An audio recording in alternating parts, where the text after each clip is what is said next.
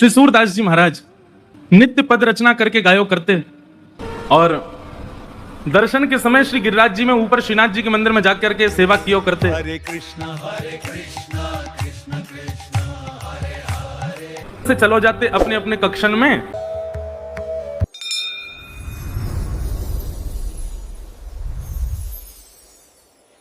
और ठाकुर जी खिड़की से निकल करके दौड़ के जाते सूरदास जी की कुटिया में। सूरदास जी को दिखाई तो देवे ना है, चुपचाप ठाकुर जी जाकर के बैठ जाते और कोने में विराजमान है करके थोड़ी पे हाथ धर के सूरदास जी को देखते ही रहते बस। सूरदास जी नए नए पद बना बना करके गायो करते, ठाकुर जी बैठ करके उनको श्रवण करते रहते। अच्छा एक बात बताऊं, पता तो सूरदास जी को भी है कि ठाकुर जी आते हैं। तो जैसे ही गुसाई जी आरती करके बाहर गए, कपाट बंद गए, शामा शाम दोनों बिलग गए। किशोरी जी बोली मैं सबरी सच्चाई बताऊंगी गुसाई जी को। बोलो कहा बताओगी? बोले सब झूठ बोलो तुम सपने अपने के कि मधुमंगल श्री रामा मुझे पता तुम कहीं खिड़की तक करके जाओ कोई के पास और मुझे सब पता मैं गुसाई जी को बताऊंगी। ठाकुर जी चरण श्री जी मान जाओ मत बताइयो, तुम जो कहोगी सो करूंगा मत बताइयो। किशोरी जी बोली एक शर्त है। बोले तुम जो कहोगी सो करूंगा, तुम बताओ कहाँ करना है। श्री जी बोली कल ते मैं चलूंगी संग में तुम जहां जाओ मां मुंह को लेके चलो। ठाकुर जी बोले जे ना है सके। बोले चो ना है सके। बोले आप बड़ी बड़ी करुणामयी हैं, बड़ी दयालु हैं, मैं तो जाऊं बा बेचारे लोग भक्तन ते मिल मिला के आ जाऊं, उनके बेचारे इनके दीन दुखन को देख करके सब कुछ दे दोगी उन्हें, या हमारे मैं आपको अकेले छोड़ के जाऊं यहीं पे, आप मत चलियो। श्री जी बोली तो ठीक है मैं गुसाई जी को बता रही हूँ। ठाकुर जी बोले ना ले जाऊं तो ये गुसाई जी को बता देंगे, और गुसाई जी को पता चल गई तो गुसाई जी मेरा आनो जानो रुकवा देंगे। ठाकुर जी बोले आपकी एक शर्त मैं मानूंगा, वो एक शर्त आप मेरी मानो। बोले कहा? बोले मौन जाओगी मौन आओगी, कछु नहीं कहोगी ना करोगी वहां पे। श्री जी बोली ठीक है कछु ना करूंगी। ठाकुर जी बोले मैं विश्वास ना है रो आप पे, मुझे भरोसा ही ना है, नेक बाहर जामेंगी देखते ही ऐसी पिघल जामे। बोले ना मैं बिल्कुल ऐसे रहूंगी आपकी जैसी, जैसी जाऊंगी वैसी आ जाऊंगी। ठाकुर जी बोले ठीक है। दूसरे दिन ठाकुर जी श्री जी को लेकर के गए। कैसे कैसी कृपा सूरदास पे। सूरदास जी की कुटिया में चुपचाप चोरन की भांति ठाकुर जी घुस गए और श्री जी घुस गए, और दोनों एक कोने में बैठे हैं थोड़ी पे हाथ धर के। और ठाकुर जी हाथ पांव जोड़ रहे हैं। वो रोइयो मत, भावुक मत होइयो, जे कछु गावे हो तुम नेक में ही ऐसी है जाओगी, चुप रहो ना, मैं बैठ रही सुन रही हूँ बस। सूरदास जी ने गानो प्रारंभ किया, और जैसे ही गानो प्रारंभ किया आहा श्री जी के तो भाव नेत्र सजल है गए। ठाकुर जी तो कह रही हैं जाकू नेत्र दे दो। अब ठाकुर जी बोले मैंने मना करी ना, ये सब ना होगो, ये सब ना करना है। अच्छा अच्छा ठीक है कोई बात ना, गान दो। श्री जी समझ गई जे तो कृपा करेंगे ना, मोइए कछु करना पड़ेगा। सूरदास जी अपने भाव गा करके और तुरंत अपनी लठिया दूड़ करके उठ करके खड़े हो गए और अपनी कुटिया से बाहर जाने लगे। ठाकुर जी बोले चलो श्री जी अब समय है गया, हम भी मंदिर चलें, गुसाई जी अभी कपाट खोल देंगे, आरती होएगी, व्यवस्थित रहना पड़ेगा। श्री जी बोली अभी तो समय है, ये सूरदास बेचारो अकेलो जा रहा है आगे आगे, या कि पीछे पीछे चल के देखो तो सही जाएगा कहाँ। ठाकुर जी बोले मैं तुम तो पहले ही मना कर रहा हूं, ये सब मत करियो। श्री जी बोली अब नेक देर की बात हो रही है, चल दो या के संग।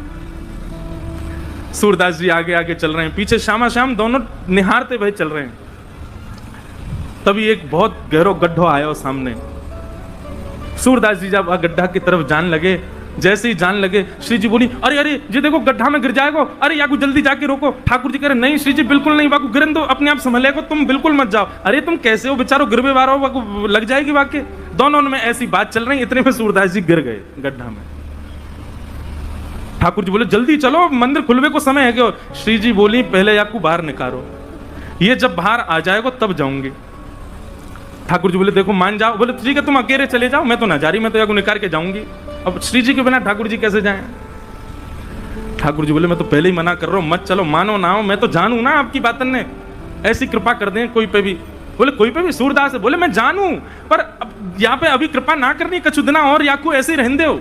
श्री जी बोली ना मुंह पे ना देखो जा रहा हो, अब ऐसा हो जाएगा या पे बिना कृपा किए गए तो श्रीनाथ जी के आधे नेत्र में आंसू ही रहेंगे, श्री जी रुदन करती रहेंगी। बोले मैं सुख से विराजना चाहूं, वाकई लिया पहले यहाँ पे कृपा करके चलो। श्री जी ने अपनी चुनरी दी और ठाकुर जी ने अपनी कारी कमरी वहां में बांध दी, और ऊपर से ठाकुर जी वह गड्ढा में चिल्ला के करें बाबा बाबा शब्द सुनते ही सूरदास जी के तो रोंगटे खड़े हो गए। बोले जे कौन बोल रहा है? अरे कौन है भैया? अरे बाबा मैं हूं, यहीं पास के गांव का हूं, गोपाल। बोले अच्छा भैया कहा कह रहे हो? बोले आप गिर गए हो, मैं आपकी मदद करता हूं, बाहर आ जाओ। सूरदास जी बोले कैसे आऊंगा बाहर भैया, मैं तो बहुत गहरो गिर गए हो। ठाकुर जी बोले मैंने अपनो पटका डाल दियो बाबा, बाकू पकड़ लियो, पकड़ के ऊपर आ जाओ। सूरदास जी ढूंढने लगे, तभी हाथ में पटका आयो। सूरदास जी ने जैसे ही वो पटका पकड़ो, कारी कमरी पकड़ी और ऊपर चढ़ने लगे, तो नासिका के पास जाती वह कारी कमरी में थे ठाकुर जी के श्री अंग की सुगंध, जो आज सवेरे सवेरे श्रृंगार के दर्शन में श्रीनाथ जी में जो इत्र प्राप्त भयो, वह की सुगंधी और कारी कमरी की सुगंधी एक सी है। सूरदास जी बोले जे सुगंधी तो सुबह सुबह गुसाई जी ने दही मोहे श्रृंगार के बाद, यह पटका में तो कैसे आ रही है? सूरदास जी के मन में संशय नहीं आया कि कोई और होगा, तुरंत विश्वास प्रकट हो गया श्याम सुंदर ही है। और मानो कमर कसले ही हो, बोले आज सूरदास छोड़ना ना है इनको, बड़ी मुश्किल से आए आज तो पकड़ना है। ऊपर आने लगे सूरदास। यहां ठाकुर जी श्री जी की चुनरी ते कारी कमरी बंदी भई है, और ठाकुर जी श्री जी की चुनरी पकड़ के खड़े हैं, और ठाकुर जी की कमर पकड़ के श्री जी खींच रही हैं पीछे, और सूरदास बाहर आ रहे हैं। सूरदास जी जैसे जैसे बाहर आ रहे हैं, नेत्रन में आंसू आ रहे हैं, लेकिन पी रहे हैं। बोले आज बाबू को ना होनो, आज तो चतुराई दिखानी है। और जैसे ही महाराज सूरदास जी निकल के बाहर आए, जानबूझ के सूरदास जी ने ऐसा नाटक किया कि मानो गिर गए हों, और जोड़ते आगे की तरफ गिरवे को भय। ठाकुर जी तो पीछे हट गए, श्री जी वहीं रह गई, तो श्री जी के चरणन में जाके गिरे, सोई चरण पकड़ लिए सूरदास जी ने। अब सूरदास जी के हाथ में जैसे ही श्री जी के चरण आए, ठाकुर जी ने श्री जी को हाथ पकड़ो, जोड़ते बोले पीछे हटो। अब पीछे श्री जी हटी तो श्री जी के पामन को नूपुर सूरदास जी के हाथ में रह गए। सूरदास जी ने चुपचाप छुपाए के यहीं धर लियो। ठाकुर जी बोले श्री जी जल्दी चलो, मंदिर खुले बारो, गुसाई जी अभी मंदिर खोल देंगे। श्री जी चलन लगी तो बोली जय जय, मेरे एक नूपुर की ध्वनि ना आ रही, कहीं गिर को दिख है। ठाकुर जी बोले दूसरा दिलवाए दूंगो, अब चलो जल्दी। श्री जी बोली ना मुंह को तो वही चाहिए। ठाकुर जी बोले यही मारे ना लेके आ रहा हूं आपको। अब पीछे मुड़ के देखिए तो सूरदास जी वह नूपुर को ऐसे कान से लगाए करके वह की ध्वनि सुन रहे हैं, देख तो सके ना है, वह की कोमलता को अनुभव कर रहे हैं। वह बाबा के पास में जय जय वहीं चलो। ठाकुर जी बोले अब यहीं पर रहने दो, मैं दूसरी दिलाई दूंगा तुम्हें, अब चलो जल्दी, मंदिर में खुल जाएगा नहीं तो। बोले ना मुंह को तो यही चाहिए। बाबा अरे भैया कौन है? बोले मैं ही हूँ गोपाल, अब ही जाने आपको बाहर निकालो। अच्छा भैया कहे कहा बात है? बोले बाबा मेरे संग मेरी सखी आई, बाको नूपुर गिर गयो, आपने दल लियो अपने पास, बाकू दे दो। सूरदास जी बोले जे नूपुर? बोले हम बे। बोले जे तो वाको है जो मेरे मुंह को निकार में आयो का। बोले बाबा मैं वही तो हूँ। बोले मोहे का पता भैया तू वही है, मुंह दिखाई तो देवे ना है। अरे बाबा मान जा जे हमारो ही नूपुर है। बोले अच्छा तेरी सखी के पास एक नूपुर होगा, एक नूपुर तो मेरे पास है। सखी ने आगे आए करके अपने दूसरे पाम के नूपुर की पहचान मुंह को कराए दे, मैं छू करके देख लूंगा कि हाँ जी वही नूपुर है तो दूसरे पाम में पहनाए दूंगा, और नहीं तो भैया मैंने कहीं तोय दे दी और असली या को हकदार आयो और बाने आके मुझसे कही तो मैं तो बड़ी विडंबना में फंस जाऊंगा, मुझे तो पता ना है असली कौन है। ठाकुर जी बोले श्री जी जे बहुत चतुराई कर रहा है, या को पता चल गई है कि आप ही श्री जी हो और जे दूसरा पाम पकड़ लेगा आपको। श्री जी बोली पकड़े तो पकड़न दो, लेकिन आज ये नूपुर लेके ही जाऊंगी। वो नूपुर के प्रति आसक्ति थोड़ी हमारी श्यामाजू की, उनकी तो जब से दृष्टि में आ गए सूरदास जी तब से बस यही चिंता है श्री जी को कि आप पे कृपा कैसे करूं मैं। श्री जी आगे बढ़ने लगी, ठाकुर जी पाम पूछो, तुम्हारे पाम पूछो या के पास मत जाओ, पकड़ लेगो। श्री जी चलती जा रही हैं, लो बाबा दूसरे पाम के नूपुर की पहचान कर लो।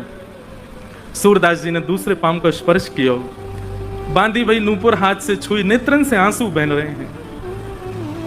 लाली अपनो पहलो पाम आगे कर दे मैं पहना दूं।